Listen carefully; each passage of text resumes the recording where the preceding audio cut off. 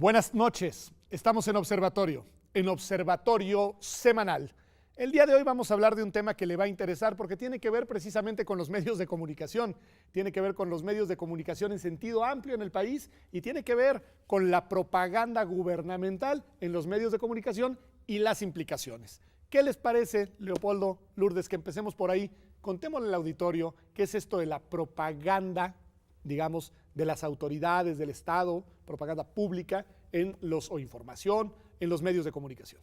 Bueno, es esta información que debiera cumplir con un requisito de interés público, de interés social, esta información que le sirve a la ciudadanía para enterarse de información para ejercicio de derechos, para enterarse de campañas de vacunación, para enterarse de información que es relevante y que pues es responsabilidad de los gobiernos difundir esta información. O sea, diríamos, en principio está bien que haya propaganda oficial en medios de comunicación para informar a la ciudadanía de cuestiones que son relevantes para la ciudadanía. Así es. Me gusta más el nombre de publicidad oficial que de propaganda por las implicaciones políticas. Claro, tienes toda la razón. Ahí nos quedamos con publicidad oficial. Pero al parecer hay un problema con esta publicidad oficial porque no funciona para lo que nos dice Lulú que debería de funcionar.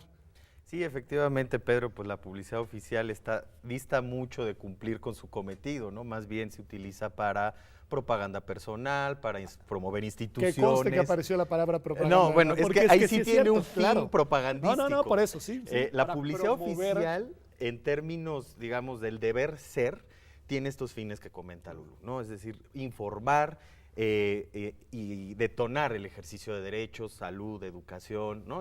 Tiene un carácter instrumental y tiene fines de interés público. Okay. El problema es que se ha desvirtuado. Y no solamente se ha desvirtuado, sino que se ha despilfarrado miles de millones de pesos en esta publicidad oficial para finalmente controlar las líneas editoriales de los medios, que ese es uno de los problemas más grandes. ¿Qué les parece que nos detenemos un segundo en el despilfarro? Es decir, ¿de qué estamos hablando? Porque estamos hablando de cuánto dinero público, dinero que es de todos, invertido en esta publicidad oficial, Lulú. Se planea mal este gasto, hay sobre ejercicios, hay 2 estudios que recomiendo mucho, llevados a cabo por Fundar, por Artículo 19, y justamente IMCO acaba de presentar hace unos días un índice sobre cómo se ejerce el gasto en las entidades federativas. Entonces, el gasto en este rubro. Ajá, okay. en comunicación social, porque ese es otro problema, que en el paquete de comunicación social se mete, y no siempre se desglosa, toda la parte de la operación de las oficinas encargadas de la comunicación de los gobiernos, con el personal, con los gastos operativos, con el gasto que se destina para publicar cierta información en medios de comunicación. Información que, por cierto, no siempre se alerta que es información pagada por el gobierno y que se presenta como si fuera una información, una nota periodística, una investigación. Como si no hubiera un cheque detrás de que esa información se publica. Entonces, atendiendo a tu petición de cuánto se gastó en el presupuesto de egresos de la Federación 2018 para comunicación social, se previó 3.527.3 millones de pesos, okay. 1.04 menos de lo que se había asignado en 2017. Parece una buena noticia.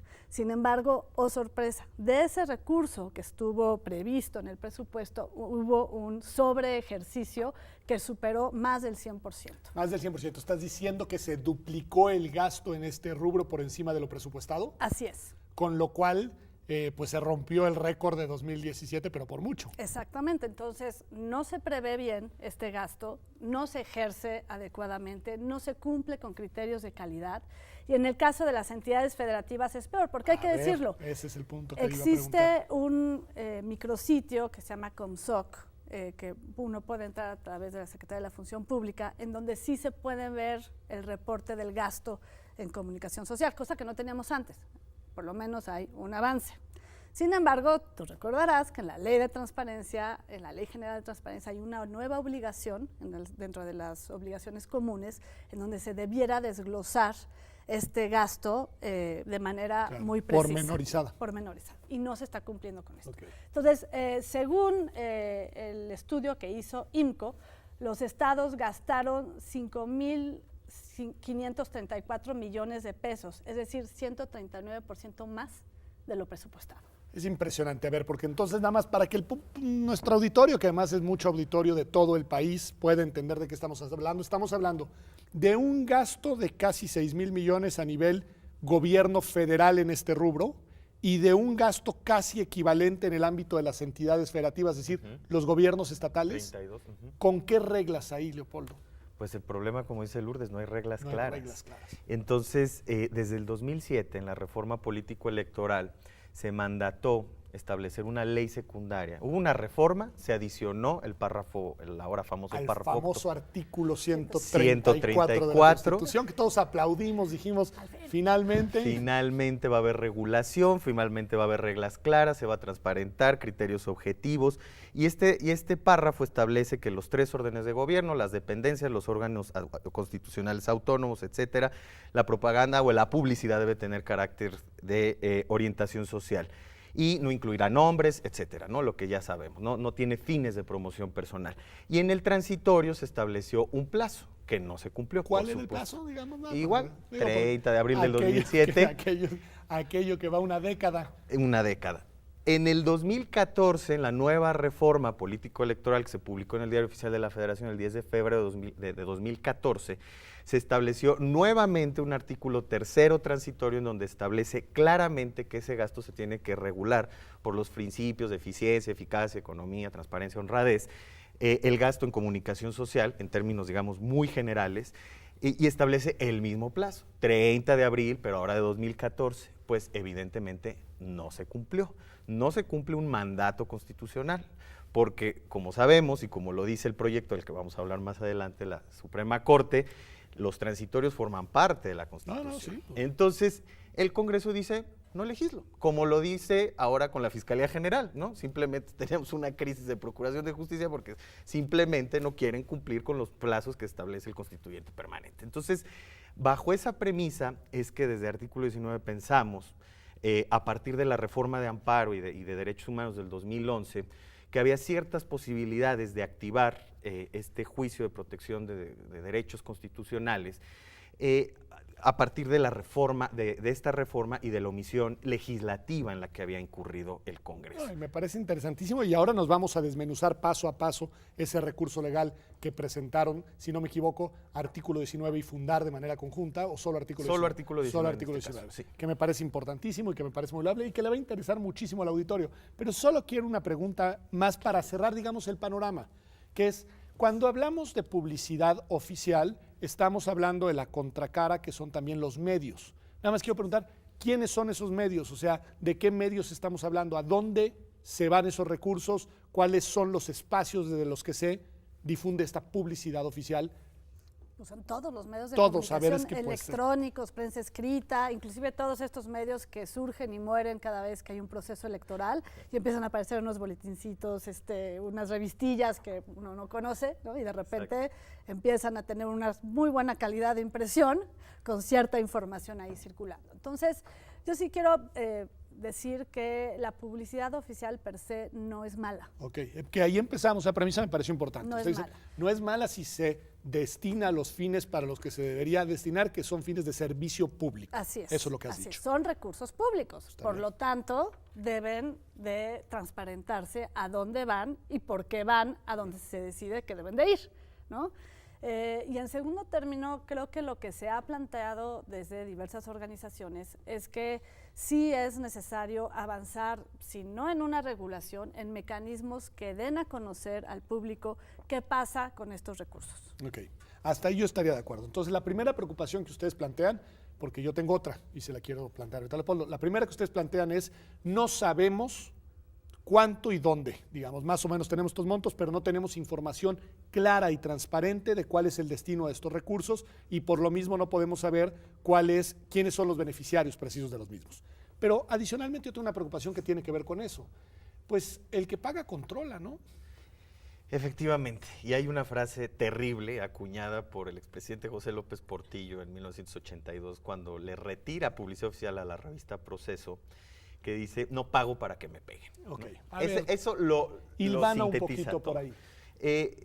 Evidentemente la revista Proceso, como sabemos, surge de un golpe que se dio al periódico Excelsior, sale Julio Scherer García, empieza a ser crítico con el régimen, bueno, siempre fue crítico con Echeverría, a finales del sexenio de Echeverría y con López Portillo, y precisamente por revelar todo este entramado de corrupción gubernamental, le retiran la publicidad oficial. Estoy hablando de un caso emblemático. Entonces, en esa frase se sintetizan varias cuestiones que desafortunadamente prevalecen casi 40 años después. Es una relación perversa entre medios y poder en México, y es una relación que no permite avanzar en términos de construcción democrática. Y entonces, esta visión, además patrimonialista del presupuesto público, no pago, o sea, como si fuera su dinero, también condiciona las líneas editoriales, condiciona la independencia de los medios de comunicación y, por supuesto, condiciona un debate robusto, plural, diverso, propio de una democracia. El problema es que en el sistema de poder político y medios venimos arrastrando esto que puede ser un resabio autoritario y que sí condiciona muchos aspectos en el ejercicio de derechos. Primero, de los propios medios, ¿no? Es decir, no puedo decir cualquier cosa que se me ocurra, no puedo hacer cualquier investigación periodística que revele ciertas cuestiones que tengan que ver con impunidad, con corrupción, con violaciones a derechos humanos. Ahí hay lo que le llama la Comisión Interamericana de Derechos Humanos, hay dos tipos de asignación. Una positiva, ¿no?, en donde habla bien de mí, y una negativa, no hables mal de mí, ¿no?, si no, se va el dinero, ¿no? Y en ese acondicionamiento también salimos afectados la ciudadanía en general, porque finalmente no recibimos toda esa información que estamos requiriendo para precisamente el ejercicio de derechos, ¿no? Me parece importantísimo porque además se distorsiona, lo digo yo, y vamos a un corte y regresamos para que abundemos un poco más en el tema, pero también ya en las acciones contra este tema. Pero les decía, se condiciona lo más básico que debe haber en una democracia, que es la función social de los medios. Exactamente. Que es una función que, entre otras cosas, debe ser una función crítica frente al poder y también de dotar de información pues a la ciudadanía para que pueda formarse su propio juicio sobre lo que está pasando en el contexto social en el que vive. Pero bueno, este ya fue un apunte del conductor. Vamos a un corte y volvemos aquí a Observatorio Semanal. Quédese con nosotros.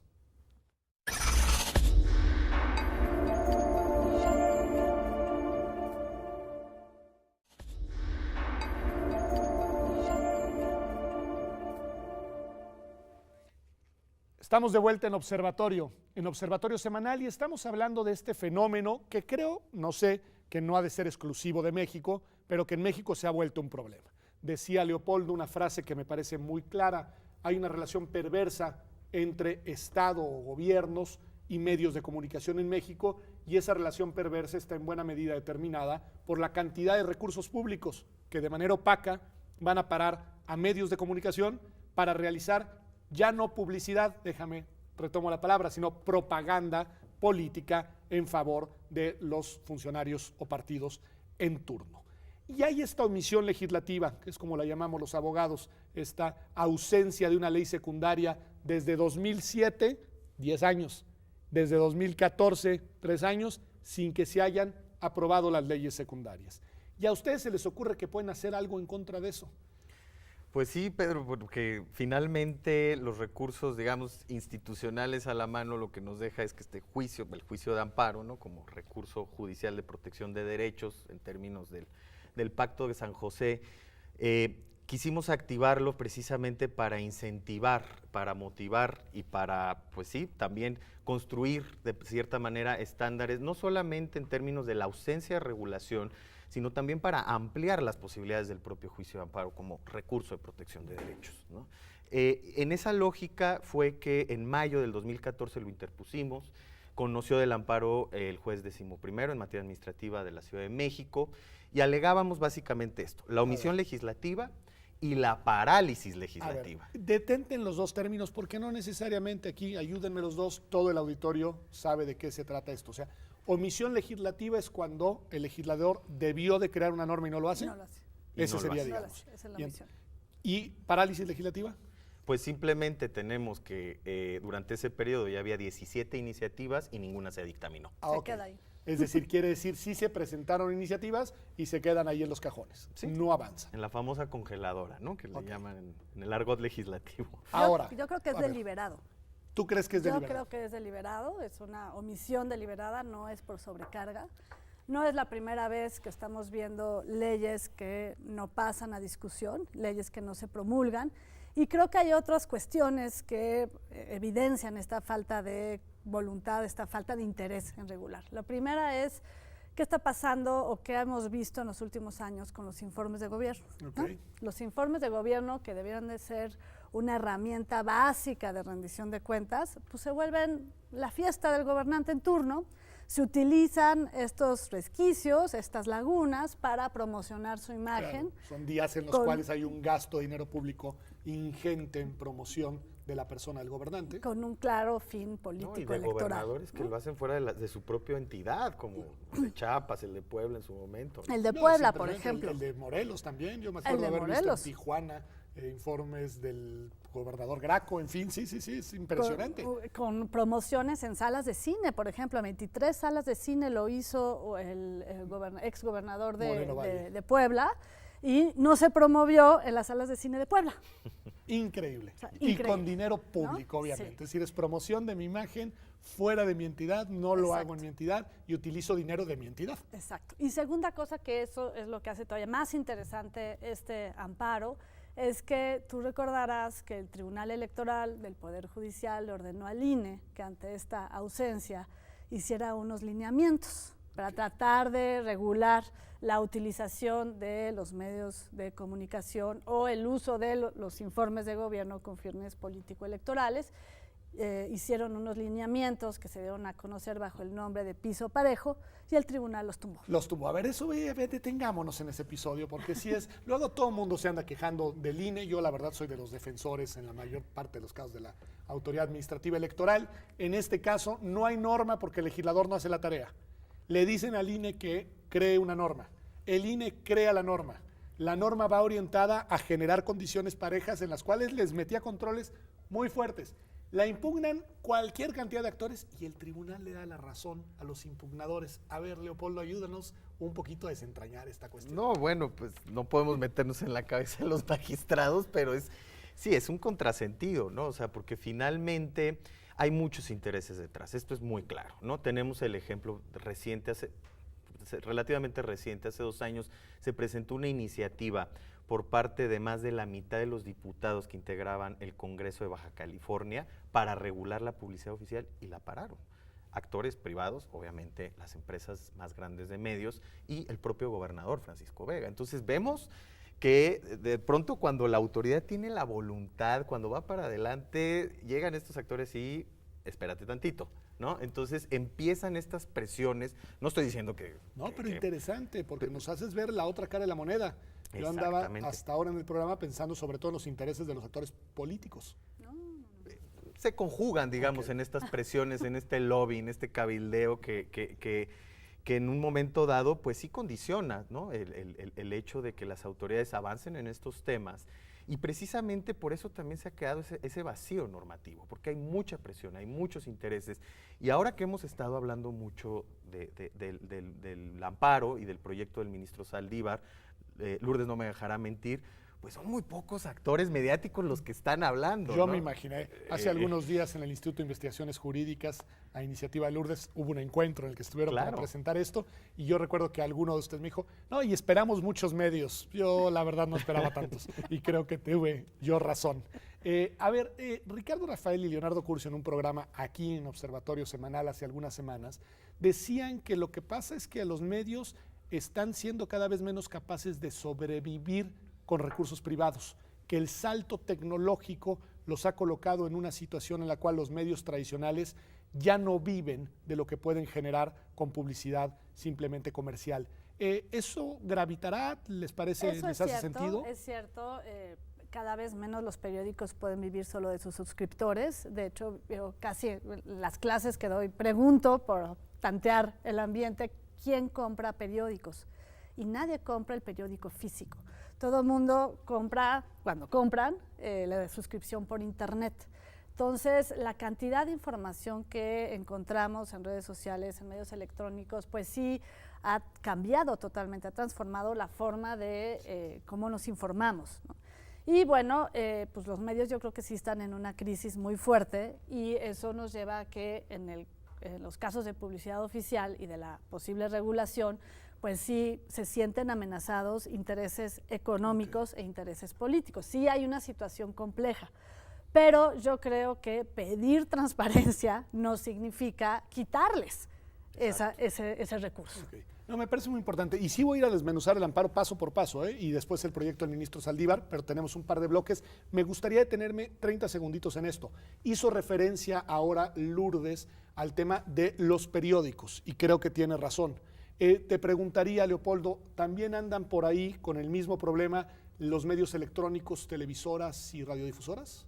Sí, tienen problemas. Ahora, lo que han optado es por un modelo de negocios que tiene que ver con las multiplataformas, ¿no? O sea, que ahora, por ejemplo, medios tradicionales, bueno, guardar las proporciones, pero el New York Times o The Guardian han buscado estos nuevos esquemas, evidentemente en otros contextos muy distintos, pero muchos de estos medios han optado por sumarse, digamos, al ámbito digital o por difundir información a partir de diferentes plataformas en el ámbito digital, y yo creo que es un reto también en términos de modelo de negocios. O sea, la dependencia económica de la publicidad oficial, que en algunos estados y algunos municipios llega hasta en un 90% por parte de los medios locales, es inviable, y simplemente porque se convierten en pasquines del gobierno en turno. Y entonces, yo creo que aquí sí hay que ponderar, primero, no se les va a estrangular económicamente, al contrario, estamos pidiendo transparencia y criterios objetivos y equitativos en la asignación.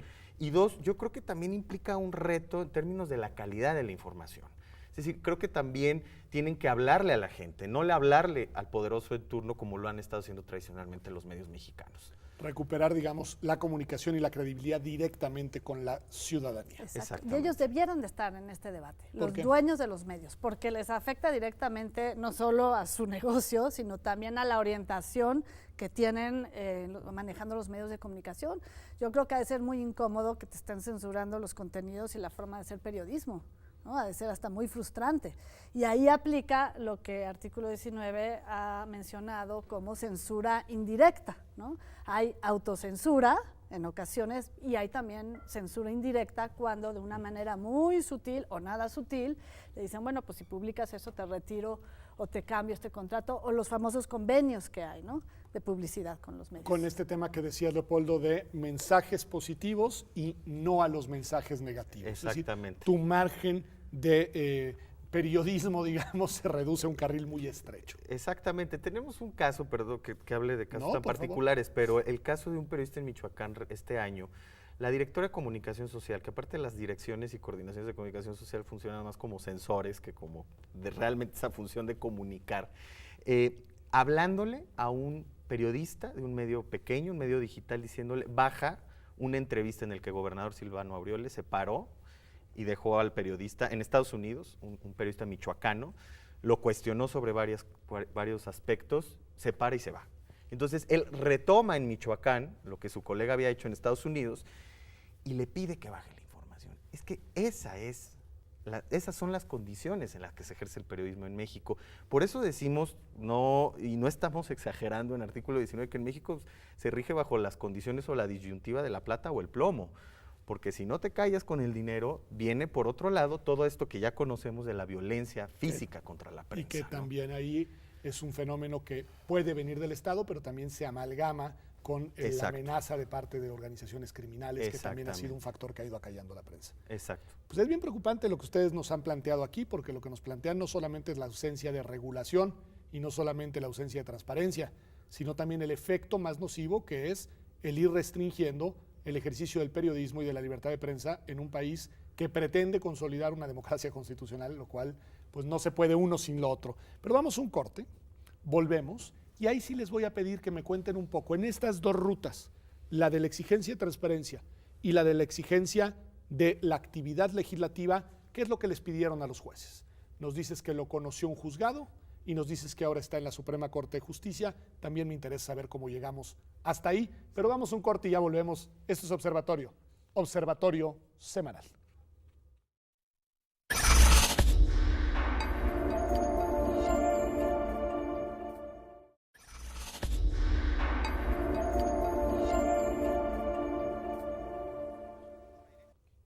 Estamos de vuelta en Observatorio Semanal, y estamos hablando de medios de comunicación, de libertad de expresa, de publicidad oficial y sobre todo de dinero público que no se transparenta en su destino. A ver, ustedes ya nos han adelantado. Artículo 19 inicia una acción legal, nos has contado los principios de la misma, Leopoldo, pero aquí me gustaría saber a quién está dirigida, hacia dónde está orientada y qué piden con este amparo. Mira, va dirigida al Congreso de la Unión, que es, digamos, el destinatario de la norma, en este caso el tercero transitorio. Llegamos al 30 de abril del 2014 y no había nada. Había muchas iniciativas, pero ni un solo dictamen. Entonces, a partir de ello es que planteamos, repito, a partir también de la idea de esta nueva arquitectura constitucional, decimos, bueno, vamos a agotar el recurso de amparo, no tenemos de otra. Lo hacemos, alegamos que hay una omisión legislativa, que en términos técnicos sería una omisión legislativa absoluta, porque hay un mandato expreso en la Constitución para que se legisle en la materia, y por otro lado la parálisis legislativa. Sí hay iniciativas, pero no se mueven. Llega a un juzgado de distrito especializado en materia administrativa aquí en la Ciudad de México, y finalmente el engrose se publica hasta noviembre del 2014, la sentencia resuelve. Esto es materia electoral, 1. 2, el principio de relatividad de las sentencias de amparo no me permite darte un amparo por omisión legislativa. ¿Qué dice este principio? Que solamente puede tener efectos particulares un amparo. Los beneficios de un amparo solamente tienen efectos particulares para quien promueve, ¿no? Entonces, si yo obligo al Congreso a legislar, le daría efectos generales. O sea, beneficio a más, y eso no está bien. Eso no está bien, ¿cómo? ¿No? Entonces, y lo de materia electoral, nada más para nuestro auditorio que no es experto, es porque el amparo no procede en materia electoral, ¿esa es la razón? Exactamente, no procede, pero lo enmarca porque, digamos, la nomenclatura de la reforma es político-electoral, aunque sabemos que materialmente hay muchos aspectos no electorales, como este de la autonomía del Ministerio Público, que se incluyeron en esa reforma. Que puede venir en un paquete de reforma, pero que la materia no es propiamente electoral. Exactamente, ¿no? Entonces ya es muy claro el tercero transitorio, es regulación del gasto de comunicación social en cualquier momento. No nada más en los electorales. En este contexto de esta estrategia de litigio, yo sé que no está artículo 19, es decir, en fin, que no eres tú autora del documento, pero ¿la variable de transparencia juega en este asunto?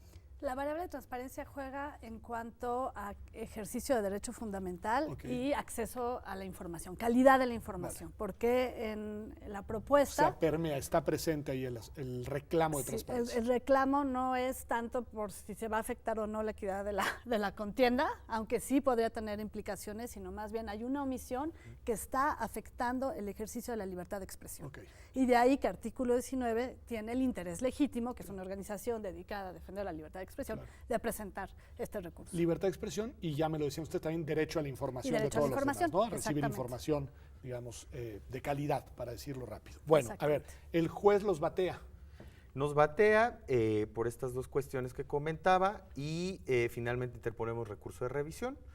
El recurso de revisión recae originalmente en un tribunal colegiado, pero decimos, a ver, el interés, la importancia y la trascendencia del caso tendría que subir a la Suprema Corte para que determine y para que establezca, digamos, y le piden a la Corte que lo traiga, como dicen los abogados. Exactamente, y lo hace suyo esa petición. No podemos pedirlo nosotros, lo hace de oficio, bueno, es una cuestión muy curiosa, pero lo hace de oficio la Corte. Dictamina el ministro Cosío que hay interés y trascendencia en el caso, y por unanimidad de votos en la primera sala, dicen, se atrae el amparo. Lo primero que dicen, nada más para ubicar, ellos lo ven y dicen, a ver, esto es relevante, sí. Esto tiene un posible potencial trascendente, sí.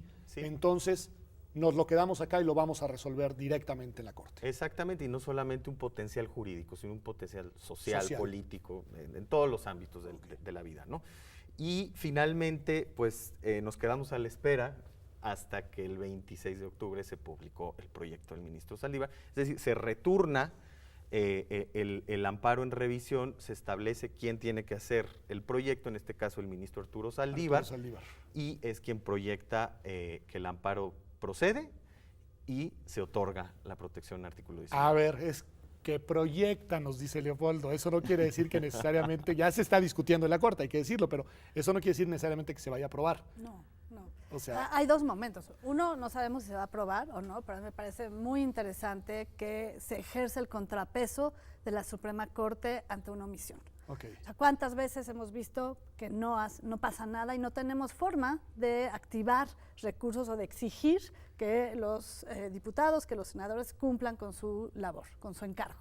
Entonces aquí lo está aceptando, lo va a analizar, dice, está bien, artículo 19, es una organización que tiene el interés legítimo para promover esta situación y efectivamente se está atentando contra el ejercicio de derechos fundamentales, que es libertad de expresión, acceso a la información. Ok, entonces primer punto de lo que interpreta el ministro Saldívar, porque hay que ver que lo acepte el Pleno, es que contrario a lo que dijo el juez, sí podrían tener ustedes interés legítimo en este asunto. Es decir, efectivamente, que no importa que los efectos no solamente recayeran en la esfera de derechos de ustedes, que a pesar de que sería más amplio el efecto, sí hay interés legítimo. Sí hay interés legítimo y también trasciende a la materia electoral, eso establece como primer paso, ¿no? Okay. Un poco respondiendo. Dice, no es materia electoral. No es materia. Materialmente no es materia electoral. puede pasar por materia electoral, pero es más que eso. Es más que eso. Okay. Y hace un análisis sobre las omisiones legislativas, ¿no? Y los tipos de omisiones y todo esto. A ver, pero díganme algo de eso, porque laberinto. yo todo el tiempo en mi cabeza estoy diciendo, pero ¿a poco los jueces le pueden decir al legislador que haga su tarea? Pues yo creo, Pedro, no me dejas mentir, que en una democracia constitucional sí debe tener una tarea mucho más proactiva los jueces en ese sentido y sí debe de imponer el orden constitucional en este sentido y no nada más restablecer el orden constitucional, sino hacer efectivos los derechos. O sea, creo que también está en juego la efectividad y la eficacia del propio juicio de amparo como juicio de protección de derechos. Entonces, esa es una decisión importante. O sea, esta primera aduana que tiene que pasar la Suprema Corte, por decirlo de alguna manera, también tiene que ver con las posibilidades de desarrollar el juicio de amparo como una manera de ser contrapeso institucional al Poder Legislativo, que simplemente el constituyente, ¿no?, establece plazos, no los cumple 2, 3, 4 años y el orden constitucional se ve mermado y los derechos por añadidura, ¿no?, que no es poca cosa.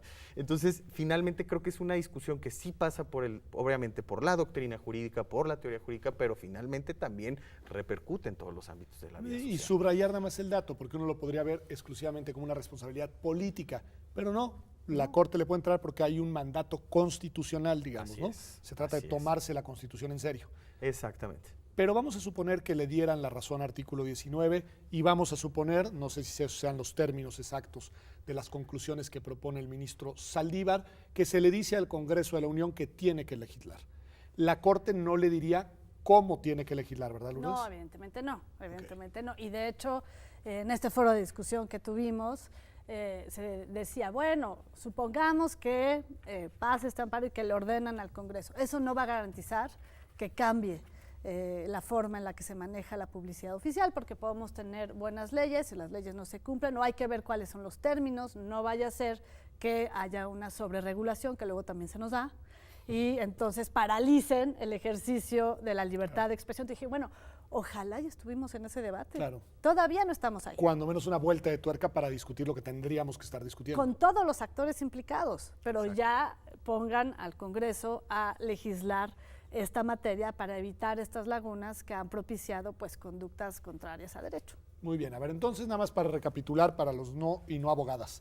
Primer punto, lo que propone el ministro Saldívar es que sí se acepte y se le entre al fondo del asunto porque sí habría interés de la organización para solicitar el amparo. Así es. Luego nos dices, hace un análisis de las figuras de la omisión legislativa, ustedes los dos ya me dijeron, sí lo puede hacer y en un Estado constitucional y democrático, la justicia debería poder decirle al legislador, cumple tus obligaciones constitucionales. Se ha hecho a través de otros medios de control constitucional, Pedro, que es la controversia constitucional y la acción de inconstitucionalidad.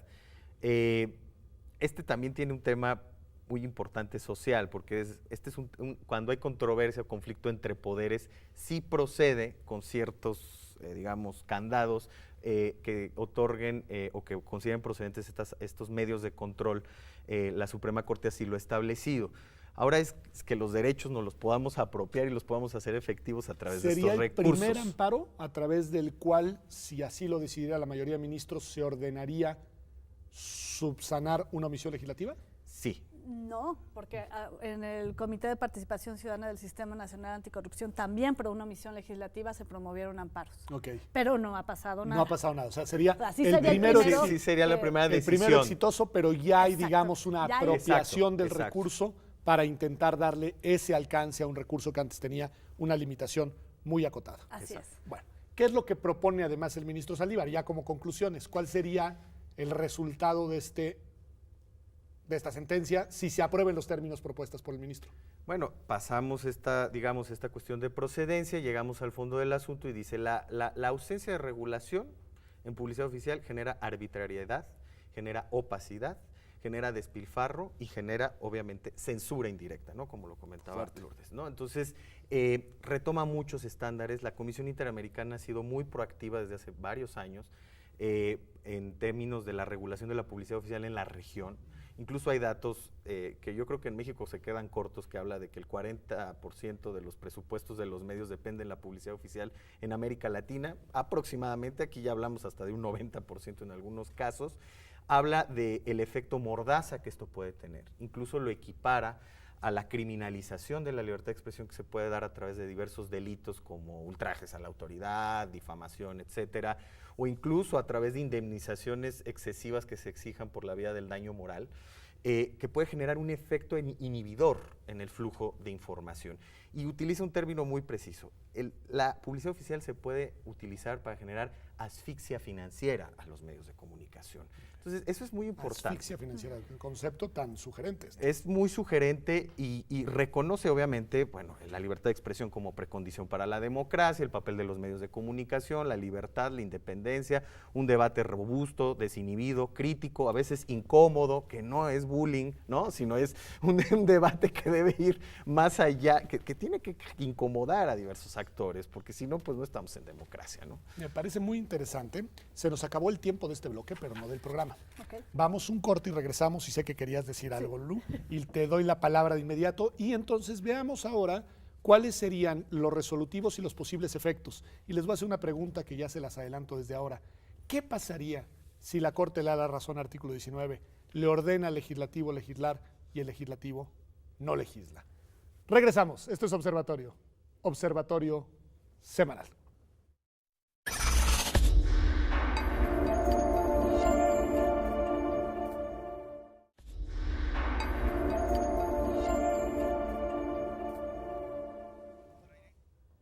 Estamos de regreso aquí en Observatorio Semanal. Estamos hablando no solo de publicidad oficial en medios de comunicación, sino de una sentencia o de un proyecto de sentencia que ya se discute en la Corte, que ha sido elaborada por el ministro Arturo Saldívar Lelo de la Rea y que podría eventualmente derivar en otorgarle un amparo a la organización Artículo 19 para obligar al legislador a hacer lo que ya está obligado a realizar, es decir, observar la Constitución y emitir una legislación. Pero ahí te interrumpí. Sí, no, dos cosas. Uno, este amparo no se presenta mediante artículo 19 solos. Hay una serie de cartas de apoyo y de pronunciamientos que están incitando a que se dé cabida a esta discusión y a una resolución. Y en la argumentación me parece fundamental este tema de la necesidad de libertad de expresión en cualquier democracia, porque es lo mismo que estamos viendo en el caso del Sistema Nacional Anticorrupción y en el debate anticorrupción. Necesitamos una prensa libre, profesional, que pueda exhibir los casos, que pueda marcar agenda, que pueda incitar a la deliberación pública, y con estas condiciones claramente no lo estamos teniendo. Muy interesante, porque ahí es donde uno puede entrever la lógica del interés ampliado, permítanme decirlo así, más allá de la organización, y el interés social de que este asunto se discuta y se resuelva de tal manera que se brinden las mayores garantías posibles a nuestros derechos, porque eso es lo que está en juego acá. Pero, a ver, propone entonces en concreto, después de esta argumentación, que además abreva del derecho internacional, otorgar el amparo. ¿Con qué efectos? Con efectos de que el Congreso de la Unión legisle con un plazo un término hasta el abril del 2019, 30 de abril del 2019. O sea, vamos a pasar la coyuntura electoral, va a haber nueva legislatura, va a haber presidente, presidenta, nuevo, ¿no? Y entonces ya, digo, pasamos este complejo contexto en que siempre se pone difícil en México. Está siendo muy estratégico. Está siendo muy estratégico, lo manda hasta abril 2019. ¿no? Entonces eso yo creo que es bastante sensato, porque en estos momentos es complicadísimo, no hay condiciones. ¿no? Y ese sería el resolutivo concreto, otorgarles el amparo con el efecto de que el legislador tenga que legislar. Así es. Ok. Y ahí ya decíamos, no sabemos en qué términos legislaría. Eso ya sería otra discusión, el contenido de esa ley. Exacto. En caso de que sí, bueno, creo que también ya hay propuestas de proyectos, hay cosas que se están haciendo en Chihuahua, bastante interesantes, con el gobernador Corral. En Quintana Roo también se está tratando de hacer una legislación y ellos mismos se han sumado a una plataforma para hacer públicas todos los recursos que están destinando a los medios de comunicación. Y se dice, por lo menos ya hay un compromiso firmado, que el gobernador de Jalisco lo va a hacer. O sea, hay avances en este sentido. Desde lo local que podrían ir avanzando. Exactamente. Pero bueno, lo interesante sería involucrar a los actores, ver las buenas prácticas y ver cómo estos proyectos se pueden legislar. Eso sería en caso de que sí. De que sí. Y entonces, bueno, ya estaba haciendo una pregunta que es especulativa, pero que me parece que es interesante. ¿Qué sucede si la Suprema Corte, que es nuestro máximo tribunal constitucional, nuestra máxima autoridad jurisdiccional, etcétera, toma una decisión en ese sentido y el legislador, que tiene otro tipo de legitimidad democrática, electoral, decide que eso no está en su agenda? Pues primero sería muy grave, ¿no? Porque seguir empeñados en romper el orden constitucional, pues creo que manda un mensaje muy, muy negativo, ¿no? En todos sentidos, social, político, propiamente jurídico. Evidentemente hay una serie de herramientas que prevé la ley de amparo en términos de la ejecución de las sentencias que puede implicar hasta la destitución de los funcionarios. No creemos que se pueda llegar a ese nivel. Creo que no sería deseable. La Corte no destituye al Congreso mexicano. Wow. No, y hay muchos, digamos, es decir, el Congreso puede ir diciendo está en vías de cumplimiento, etcétera, etcétera. El magistrado Carlos Soto incluso hizo una propuesta de directrices para cumplir este tipo de amparos en caso de que se otorgaran, en términos del 211 de la ley de amparo, ¿no? ¿Qué sería, perdón? Establecer, que incluso ahí sí sería un poco más complejo que el propio tribunal establezca unos lineamientos provisionales en la materia para que… O sea, que un poco que legisle el tribunal. Exacto, para que no quede lo que le pidieron al INE y luego le echaron para atrás. Exactamente. Es esquizofrénico un poco, ¿eh? No, ese evento merece también una reflexión y un análisis puntual porque es increíble. Porque además nadie le va a reconocer al INE haber intentado lo de suelo parejo, que era una medida muy sensata, muy útil, nadie se la aplaudió y para colmo se la echaron para atrás. Y el colmo es que una de las críticas, por ejemplo, era que estaban censurando a los independientes, cuando ahí el problema es que así está la ley. Así está la ley, las limitaciones que hay para que los independientes puedan dar información antes de que tengan el registro, está en la ley, no tiene que ver con el INE. No es una restricción del INE no. Y se la achacaron como si fuera restricción del INE. No, cosas vederes en estos temas, pero me parece muy interesante lo que están perfilando, porque creo, y esto es lo que les quiero preguntar, que sin que le reste la más mínima relevancia a la libertad de expresión, me parece importantísimo, pero creo que este asunto trasciende el tema concreto, porque lo que estaría es activando una dinámica distinta de relación entre los poderes constitucionales. Así es, contrapesos. Es decir, ya no somos testigos mudos de las omisiones, sino que existen recursos a disposición de las organizaciones, de la ciudadanía, en donde podemos activar el contrapeso de la Suprema Corte como órgano garante, en donde puede decirle al Congreso, oye, aquí estás omitiendo una labor que es fundamental para el orden constitucional, fundamental para el ejercicio de derechos, cumple con esto. Leopoldo, antes de tocar la puerta de los jueces, ¿tocaron la puerta de los legisladores? Sí, evidentemente, ¿no? A través de todos estos actores que comentaba Lourdes, ¿no? La propia red por la rendición de cuentas, Fundar, que ha hecho una labor fundamental en documentar y analizar el ejercicio del presupuesto en esta materia, y sí, se tocaron la puerta de los legisladores y se ha tocado también a nivel local con los resultados que ya comentaba, como en Baja California, ¿no? Que hubo tanta presión, ¿no? Que fue un absurdo que más de la mitad del Congreso presentara la iniciativa y no la terminara aprobando. O sea, ¿no? La mitad del Congreso, más de la mitad era ya la mayoría suficiente para aprobar la legislación y establecer mecanismos muy interesantes, incluso un mecanismo de supervisión independiente, ¿no? Que son cosas que se tendrían que discutir ya digamos, en el segundo momento, si es que la Corte otorga el amparo, pero esas minucias son importantes. Y, bueno, también tomar en cuenta que hay un déficit de cumplimiento de la ley en México que pone muy cuesta arriba que aún con una legislación se pueda cumplir a cabalidad. Pero son los retos que hay que ir, ya sería un paso importantísimo. Había una promesa. De las primeras 3 promesas que hizo el presidente Enrique Peña Nieto cuando quedó electo, es que iba a regular a través de la creación de un órgano ciudadano la publicidad oficial. Sí, y que iba a haber una restricción muy importante en el rubro, ¿no? Era uno de los temas muy sentidos en aquel y del momento. Pacto por y el México. Pacto por México estaba por escrito. Pues ahí sí hay un incumplimiento no solo de la Constitución, sino también de la palabra. Así Les quiero hacer una pregunta a ustedes dos que viven en ese entorno. Tengo la impresión de que el papel de las organizaciones de la sociedad civil, a la vez que se ha vuelto más relevante, y a mí me parece que además merece todo nuestro reconocimiento, también ha generado ya una relación de desgaste con las instituciones del Estado y en este momento se encuentra, digamos, un poco agotada la dinámica. ¿Por qué este tipo de acciones, pensando sobre todo en el legislador, genera molestias? ¿Cuál es su opinión de esa dinámica, de esa relación y de esa situación?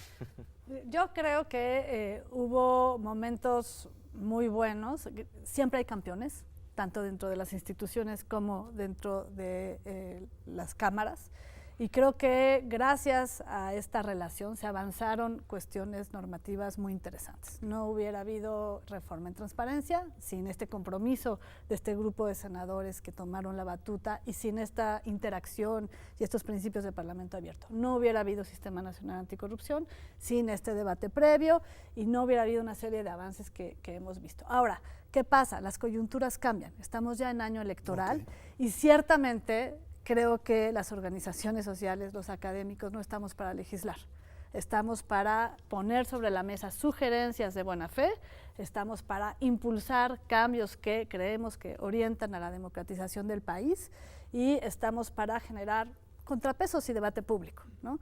Y creo que sí, en esta relación de hasta dónde abrimos la puerta de la discusión y hasta dónde nos sentamos a redactar leyes, todos tenemos que tener un aprendizaje. Y ahorita las puertas ya no están abiertas como estuvieron antes. Ya se cerró el asunto. Si por ahí algún legislador me cuentan que dijo, si quieren legislar, que se ganen su curul. ¿No? Es decir, y creo que tiene razón. Y tiene un punto. Pero también creo que deben de escuchar. Claro. No están representándose a sí mismos. Debe de haber un diálogo ahí entre sociedad e instituciones, nada más que el problema es que el diálogo tiene que ser, como en este caso, un diálogo crítico, Leopoldo, y quizá ahí es donde está el problema, porque si el ministro Saldívar les da la razón, va a generar molestia en los actores institucionales. Evidentemente, porque pues nadie le gusta que le pongan estos contrapesos y que lo estén revisando, ¿no? O sea, no es que a nadie le guste, pero pues bueno, se ha construido a partir de un proyecto de gobernabilidad autoritaria esta visión sumamente refractaria a la crítica.